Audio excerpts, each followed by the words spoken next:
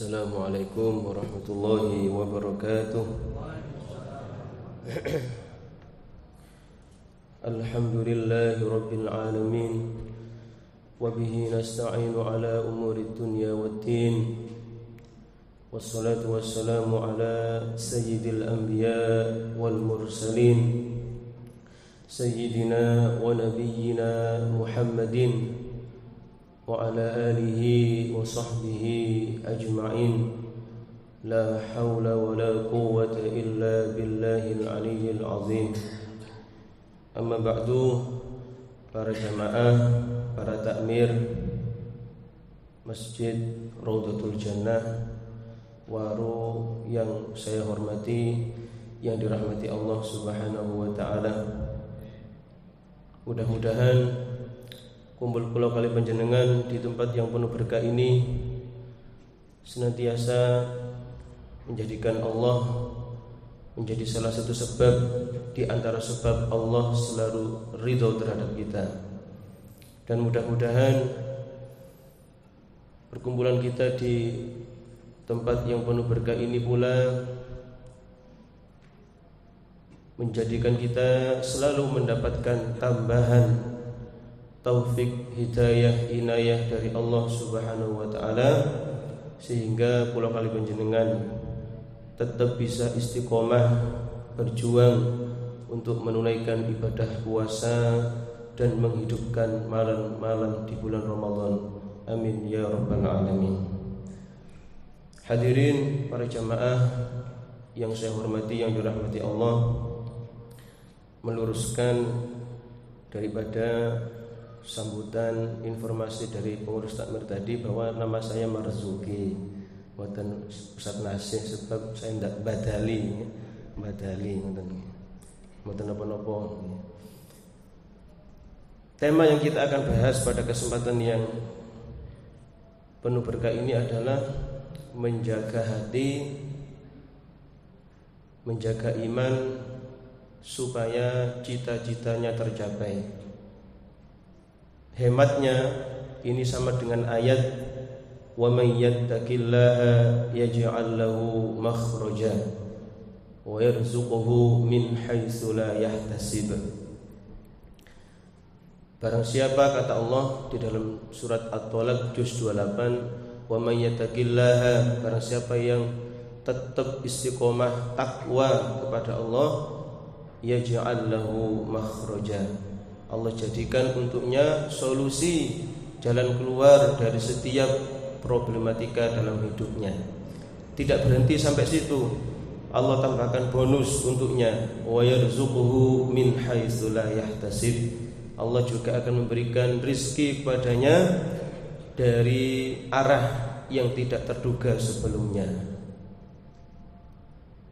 Hadirin ingkang kula hormati, berkaitan dengan tema tadi, kita ingat dengan hadis Nabi sallallahu alaihi wasallam yang kami kutip dalam kitab Arba'in Nawawi, bahwa Rasulullah sallallahu alaihi wasallam bersabda, ala wa inna fil jasadi mudghatan, ala inna fil jasadi mudghatan, ketahuilah, inna fil jasadi, sesungguhnya di dalam tubuh manusia itu mudghatan, ada segumpal daging. Idza saluhat saluhal jasadu kulluh, jika segumpal daging itu sehat, baik, saluhal jasadu kulluh, maka jasadnya, perbuatannya, ucapannya, pikirannya pun sehat dan baik.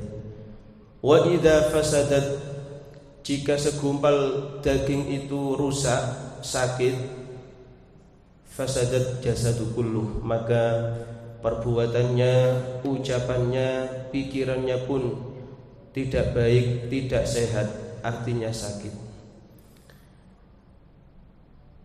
Maka dari itu, untuk terus kita bisa menjaga iman, menjaga hati supaya tetap stabil, bahkan bisa meningkat, tidak lain adalah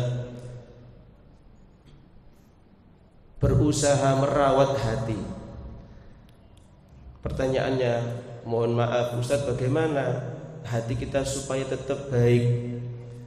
Yang dimaksud di sini bukan segumpal daging sifatnya lahir, tapi yang berkaitan adalah hati, jiwa.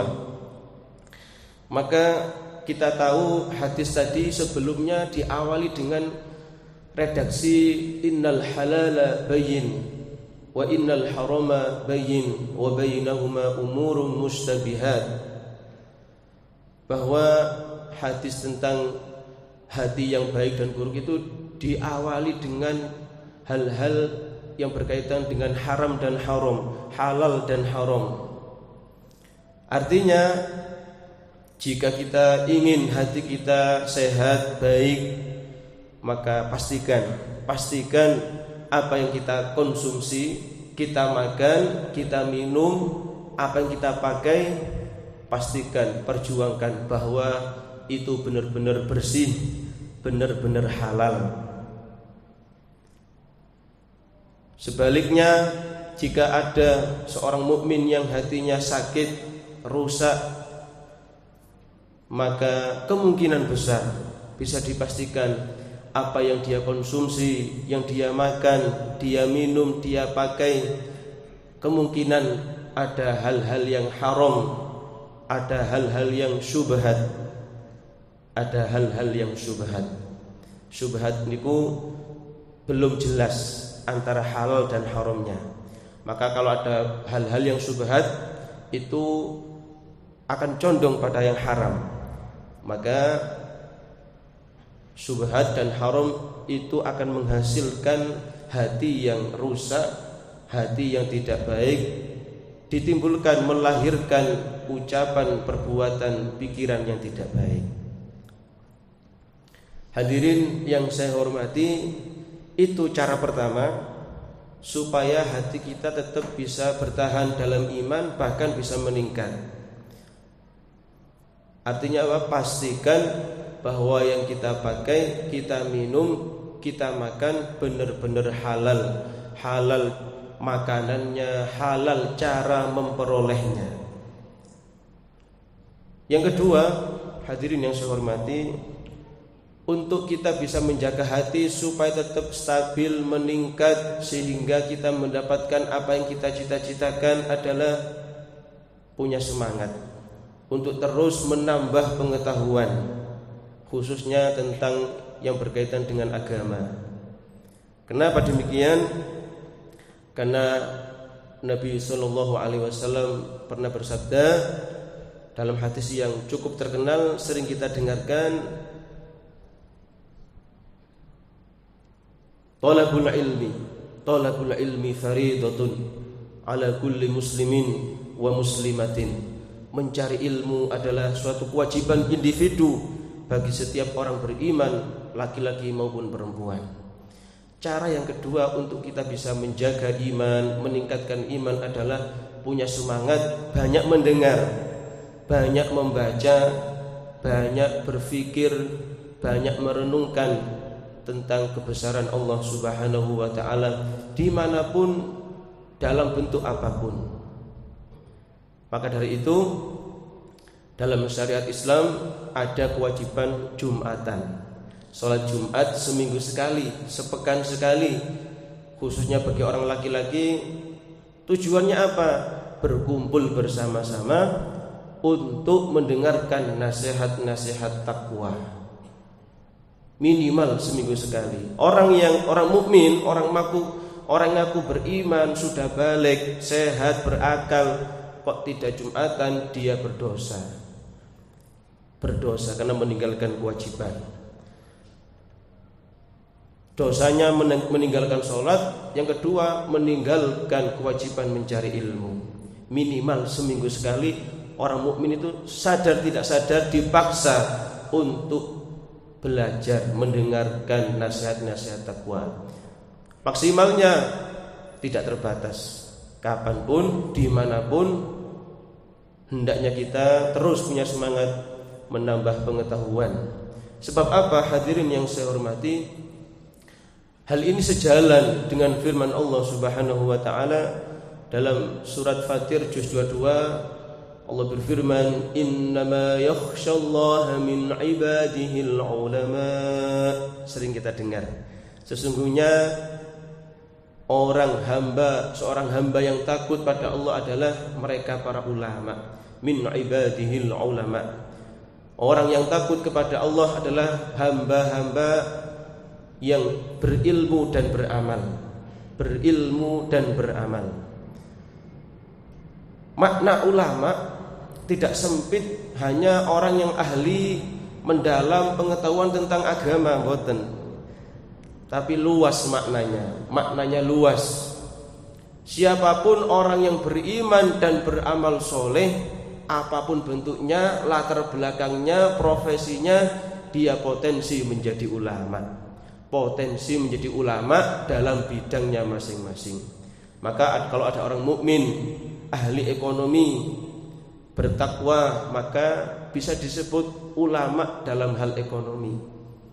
Ada orang mukmin ahli dalam pembangunan, dia ketika membangun suatu bangunan didasari dengan ketakwaan, profesionalitas, amanah, kredibilitas, integritas, maka dia bisa distatuskan ulama dalam bidang pembangunan. Sebab ayat ini berkaitan dengan ayat dalam surat Al-Bayyinah.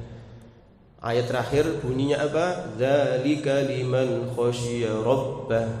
Dzalika liman khasyiya rabbah. Siapa orang yang takut pada Allah itu?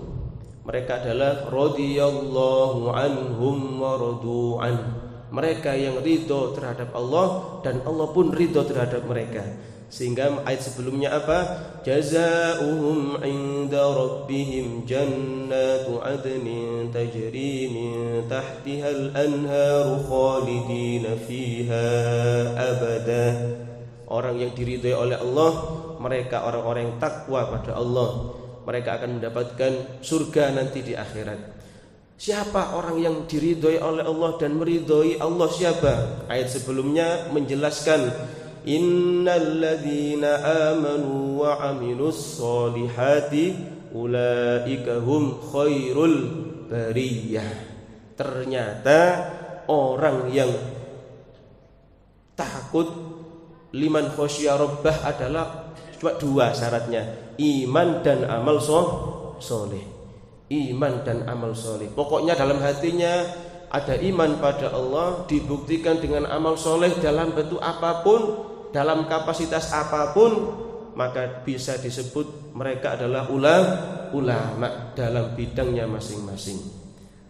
Maka tidak heran kita senang, kagum, simpati pada orang-orang yang amanah dalam bidangnya, pemimpin, tukang, pedagang. Kalau profesional kita senang karena sejalan dengan firman Allah, ulaika hum khairul bariyah. Sebaliknya ada juga oknum-oknum ngaku ahli agama tapi menipu, membohongi umat, maka statusnya saat itu dia bukan ulama. Sebab napa?